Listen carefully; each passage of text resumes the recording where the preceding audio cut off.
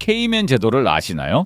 인구 6만 5천 명의 이 작은 섬나라의 2024년 기준 약 3,177억 달러의 국제금융자산이 예치되어 있습니다. 이는 이 나라 GDP의 수십 배에 달하는 어마어마한 규모죠. 더욱 놀라운 것은 영국령 버진 아일랜드입니다. 겨우 3만 명이 사는 이 섬에는 2024년 12월 기준 35만 6,675개의 회사가 등록되어 있습니다. 주민 한 명당 거의 12개의 회사가 있다는 뜻인데 이것이 얼마나 비정상적인지 상상할 수 있을까요? 잠깐 구독해주시면 제작에 큰 힘이 됩니다. 1960년대 이 섬들의 상황은 완전히 달랐습니다. 케이맨 제도의 주요 경제 활동은 거북이 잡이, 해외에서 일하는 뱃사람들의 송금, 현지 여성들이 만드는 지프로 된 밧줄이었습니다. 모기로 가득한 습지에 관광 산업도 제대로 발달하지 못했죠. 하지만 1980년에는 케이맨의 1인당 GDP가 영국을 추월했습니다. 바로 30년 사이에 가난한 농업국에서 세계 최고의 부자들이 모이는 금융 중심지로 변신한 것입니다. 그렇다면 왜 이런 일이 벌어졌을까요? 왜 세계 최고의 부자들과 다국적 기업들은 뉴욕도 런던도 아닌 이 작은 섬들을 선택했을까요? 그 답은 놀랍게도 100년 전 스위스에서 시작된 한 편의 금융 드라마에서 비롯됩니다. 1차 세계대전이 끝난 1920년대 유럽 전역에서는 엄청난 경제 변화가 일어나고 있었습니다. 전쟁으로 막대한 빚을 진 각국 정부들은 세금을 미친 듯이 올리기 시작했습니다. 1920년 프랑스는 최고 세율을 62.5%로 급격히 인상했고 단 4년 뒤인 1924년에는 무려 90%까지 끌어올렸죠. 독일 바이마르 공화국도 비슷한 길을 걸었습니다. 제1차 세계대전 이전인 1914년에는 소득세 최고 세율이 고작 4%에 불과했는데 1920년에는 40%로 갑자기 10배나 뛰어올랐습니다. 이렇게 급격한 세금 인상은 부자들에게 절망감을 안겨주었습니다. 그러던 어느 날 스위스의 은행가들이 깨달았습니다. 잠깐! 우리는 전쟁에 참전하지 않았잖아? 우리는 세금을 올릴 필요가 없어. 바로 그때부터 취리추크 리히텐슈타인을 연결하는 삼각지대가 탄생했습니다. 세계 최초의 조세피난처 네트워크의 출현이었죠. 1924년 4월 11일 리히텐슈타인은 스위스 프랑을 공식 화폐로 채택하면서 동시에 혁신적인 기업법을 만들었습니다. 이 법의 특징은 파격적이었습니다. 주주의 국적에 대한 제한도, 회사 정보 공시 의무도 없었습니다. 순수한 익명성이 완벽하게 보장되는 회사를 만들 수 있게 된 것이죠. 부자들은 자신의 이름 대신 변호사나 친인척의 이름으로 회사를 설립할 수 있었고 아무도 실제 소유자가 누구인지 알 수 없었습니다. 그런데 역시나 이 소식을 듣고 가장 먼저 달려온 사람들은 바로 프랑스와 독일의 부자들이었습니다. 90%에 달하는 세금을 피하기 위해 자신들의 엄청난 재산을 이 작은 공국으로 옮기기 시작한 것이죠. 리히텐슈타인의 은행 계좌에는 하루하루 외국 자본이 폭주했습니다. 1932년 프랑스에서 역사적인 스캔들이 터졌습니다. 바젤의 한 스위스 은행 임원이 파리의 호텔에서 체포되었는데 그의 서류 가방에서는 수천 명의 프랑스 부유층 명단이 발견된 것입니다. 그 명단에는 군 장성들, 심지어 카톨릭 주교들까지 포함되어 있었습니다. 이들은 모두 스위스 은행을 통해 탈세를 하고 있었습니다. 프랑스 정부는 발칵 뒤집혔고 격노한 의회에서는 격렬한 성토가 이어졌습니다. 프랑스는 스위스의 은행 정보를 공개하라고 압박했죠. 국민들은 우리가 내는 세금은 어디로 가고 있는가? 라고 의문을 제기했습니다. 그런데 스위스는 어떻게 대응했을까요? 놀랍게도 정반대로 움직였습니다. 1934년 11월 8일 스위스 연방의회는 연방은행법을 통과시켰고 1935년 3월 1일부터 시행했습니다. 이 법의 핵심은 명확했습니다. 은행원이 고객 정보를 누설하면 형사처벌한다. 최대 6개월의 징역 또는 벌금에 처해지는 것이죠. 은행 비밀주의가 단순한 관행이 아니라 연방 차원의 법으로 확립된 순간이었습니다. 역사적으로 중요한 이 법의 제47조는 은행은 고객 정보를 제3자에게 공개할 수 없다고 명시했습니다. 스위스는 비밀주의를 헌법 수준으로 격상시킨 것이죠. 흥미롭게도 많은 사람들이 이 법이 나치로부터 유대인 자산을 보호하기 위해 만들어졌다고 믿고 있습니다. 하지만 역사 기록은 다릅니다. 실제로는 프랑스와 독일의 부자들의 탈세를 보호하기 위한 것이었습니다. 물론 나중에 유대인 자산 보호에도 활용되긴 했지만 그것이 주요 입법 목적은 아니었던 것입니다. 이 1934년 법은 스위스를 20세기의 가장 강력한 조세 피난처로 만들었습니다. 2차 세계대전 이후 전쟁으로 황폐화된 유럽 각국이 재건 비용을 마련하기 위해 세금을 더욱 올리자 스위스로 향하는 자본의 흐름은 거대한 강처럼 변했습니다. 부자들은 자신의 자산을 이 조용한 산악국가로 피신시켰고 스위스의 은행가들은 엄청난 수수료를 챙겼습니다. 그런데 1950년대 말 세계 금융 지형을 완전히 바꿀 또 하나의 혁명이 대서양 건너편에서 일어나고 있었습니다. 바로 유로달러 시장의 탄생이었죠. 1957년 영국이 심각한 파운드화 위기를 겪으면서 런던의 은행들은 딜레마에 빠졌습니다. 영국 정부가 외국인의 파운드 차입을 엄격히 통제하기 시작한 것입니다. 그런데 바로 그때 한 은행가가 기발한 아이디어를 냈습니다. 영국 밖에서 달러를 빌려주고 받으면 되지 않을까? 바로 이것이 유로달러 시장의 시작이었습니다. 미국 밖에서 미국 달러가 거래되기 시작한 것이죠. 미국 정부의 규제를 피하면서도 달러 거래가 가능해진 것입니다.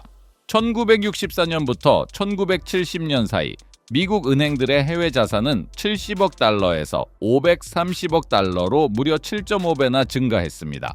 이것은 금융사에서 폭발적인 성장이었습니다. 그리고 이 거대한 유로달러 시장이 필요로 한 것은 무엇이었을까요? 바로 규제 없는 자유로운 거래 장소였습니다. 은행 감시 없이, 정부 간섭 없이, 세금 없이 돈이 오갈 수 있는 곳. 이 기회를 포착한 곳이 바로 카리브해의 작은 섬들입니다. 바하마는 1960년대와 1970년대를 거치며 주요 역외 금융 중심지로 급부상했습니다. 초기에는 어려움이 많았지만 1973년부터 1979년 사이 바하마에 설립된 미국 은행 지점들의 대출액은 폭발적으로 증가했습니다. 신기술의 발달도 한몫했습니다. 1950년대에 이미 텔렉스와 장거리 전화 시스템이 발달해서 해외 은행과 거래하는 것이 길 건너편 은행과 거래하는 것만큼 쉬워졌죠. 그런데 여기서 놀라운 진실이 하나 드러납니다. 이 조세 피난처로 변신한 섬들 대부분이 영국과 깊숙이 연결되어 있다는 사실이죠. 케이맨 제도, 영국령 버진 아일랜드, 버뮤다, 저지, 건지, 맨섬 모두 영국의 해외 영토이거나 왕실 속령입니다. 이것이 우연이었을까요? 절대 아닙니다. 이것은 정교한 전략의 결과물입니다. 1960년대 영국은 세계 패권을 잃어가고 있었습니다. 인도도 독립했고 아프리카 식민지들도 하나둘 떠나가고 있었죠. 각 식민지에서 독립국가들이 속속 탄생했습니다. 그런데 문제가 발생했습니다.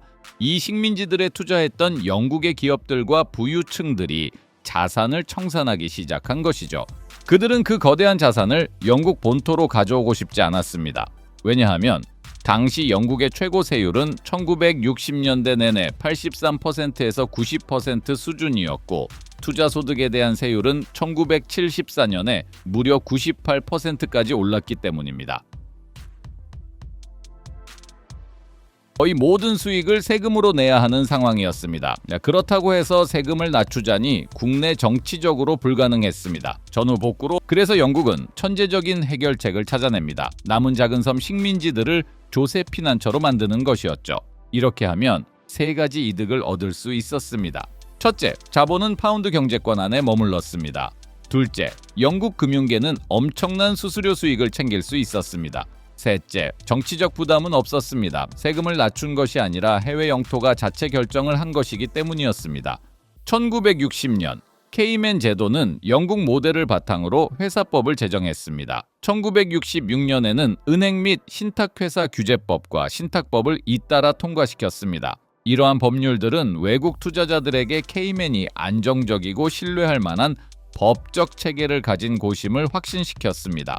그리고 1984년 8월 15일 영국령 버진 아일랜드는 가장 파격적인 법안인 국제사업회사법을 제정했습니다. 이 법은 혁신적이었습니다. 회사 설립이 놀라울 정도로 간단했고 세금은 제로, 주주 정보는 완벽히 비밀이었죠. 그 결과 지금 현재 약 36만 개의 회사가 이 조그만 섬에 활동하고 있으며 역사적으로 설립된 회사는 그보다 훨씬 많습니다. 그런데 아이러니하게도 조세 피난처의 역사적 원조는 스위스도 카리브 섬들도 아니었습니다. 바로 미국이었죠. 19세기 말 뉴저지와 델라웨어라는 미국의 작은 주들은 회사 설립을 극도로 쉽게 만드는 법을 제정했습니다. 특히 델라웨어는 천재적인 전략을 세웠습니다. 델라웨어 밖에서 사업을 하는 회사는 주 법인세를 전혀 내지 않아도 된다. 이것이 무엇을 의미하는지 이해하시나요? 뉴욕에서 사업하는 회사가 델라웨어에 등록만 하면 델라웨어 세금을 피할 수 있다는 뜻이었습니다. 뉴욕주는 세금을 걷지만 델라웨어는 거의 무료로 회사 등록을 허락해 준 것이죠. 이것은 엄청나게 영리한 장사였습니다.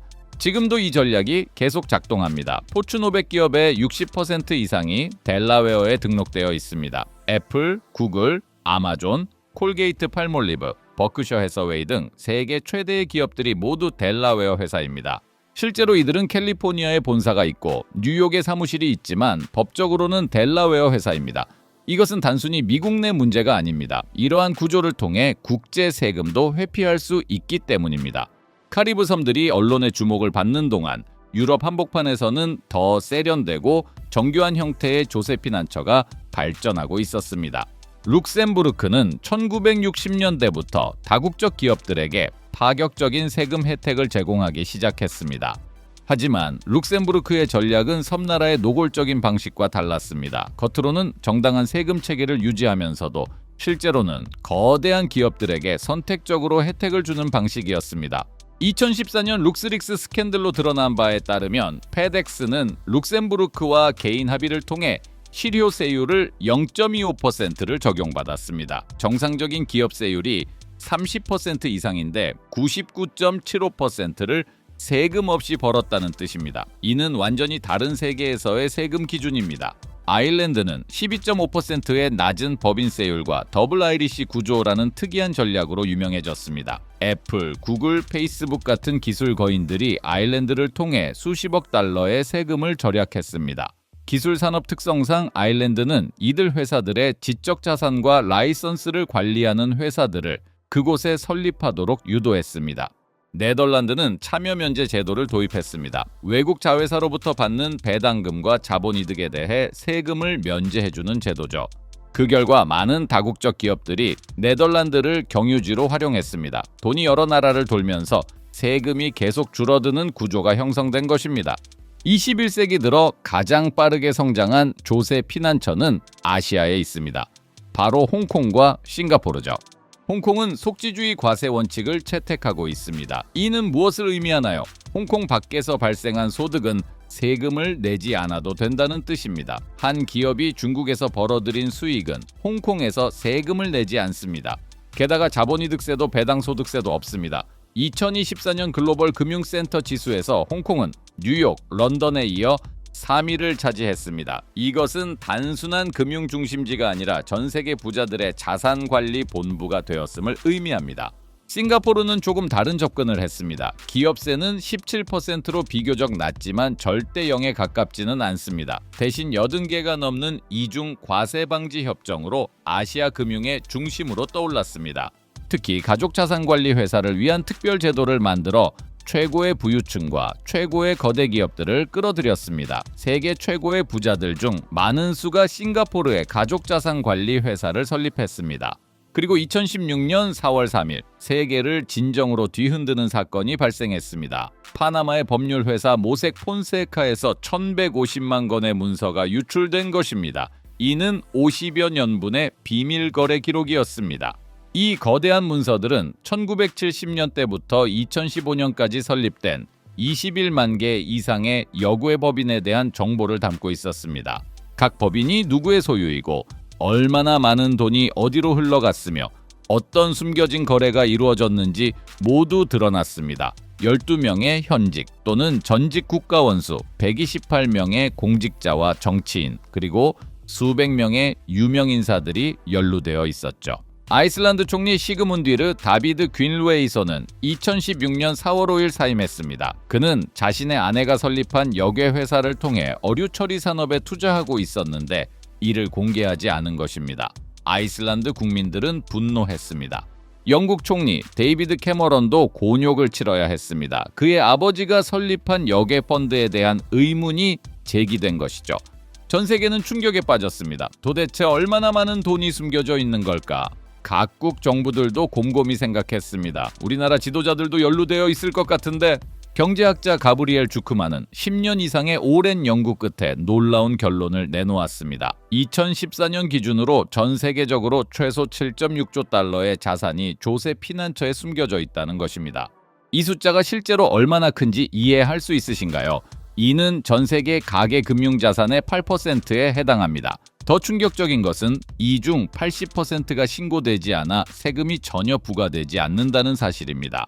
주크만의 연구에 따르면 이로 인한 개인 소득세 손실은 연간 약 1,900억 달러에 달합니다. 기업의 이익 이전으로 인한 손실까지 합치면 전 세계적으로 매년 수천억 달러의 세금이 사라지고 있는 셈입니다. 이 돈이 세계 각국의 정부로 들어갔다면 어떤 변화가 일어났을까요? 학교가 더 지어졌을까요? 도로가 더 잘 지어졌을까요? 의료 서비스가 더 개선되었을까요? 우리는 알 수 없습니다. 하지만 분명한 것은 세계 곳곳의 국민들이 더 높은 세금을 내고 있다는 것입니다. 그렇다면 왜 조세 피난처의 대부분이 작은 섬나라일까요? 여기에는 명확한 경제학적 이유가 있습니다. 첫째, 작은 나라는 세금 경쟁에서 유리합니다. 미국이 기업세를 1% 낮추면 막대한 세수가 줄어듭니다. 하지만 케이맨 제도가 기업세를 1% 낮춰도 잃을 게 거의 없습니다. 오히려 국제금융회사 몇 개가 들어오면 경제 전체가 성장합니다. 큰 나라는 국내 기업들이 있어서 세율을 낮출 수 없지만 작은 섬은 원래 큰 산업이 없으니까요.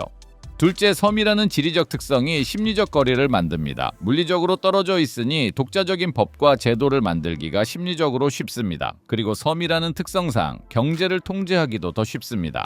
셋째, 많은 섬들이 영국 식민지였기에 영국 보통법 체계를 물려받았습니다. 이는 국제금융계에 익숙하고 신뢰받는 법적 프레임워크입니다. 영국 법은 국제적으로 인정받고 영어로 모든 거래가 진행될 수 있습니다.